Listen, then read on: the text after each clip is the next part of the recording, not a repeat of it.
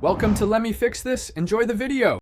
In this video, I will show how to make vegetable soup in Diaspora.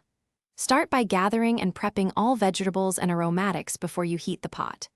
Begin with oil, sweat onions and garlic gently, then add diced roots and toast briefly.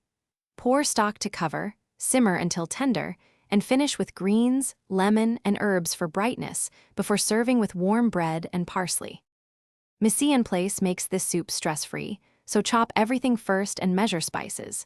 Use vegetable or chicken stock as base, and balance salt with a squeeze of lemon. Add bay leaf and thyme early, and stir in quick-cooking greens at the end to preserve color.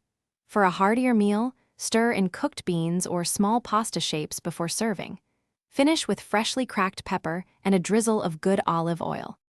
If you're finding this helpful, please subscribe and like to support more recipes. Quick recommendation: these leak-proof containers are perfect for meal prep and transporting soup without spills.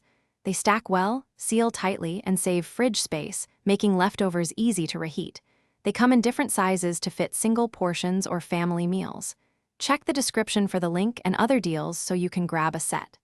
Thanks for watching. Now let's get back to the video. Begin by sweating onions and garlic in oil until soft, but not browned. Add diced carrots and potatoes and toast briefly for flavor. Pour in stock to cover, bring to a gentle simmer, and cook until roots are tender.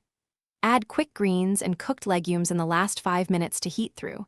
Taste and adjust salt and acidity, then ladle into bowls and garnish with herbs and a grind of pepper.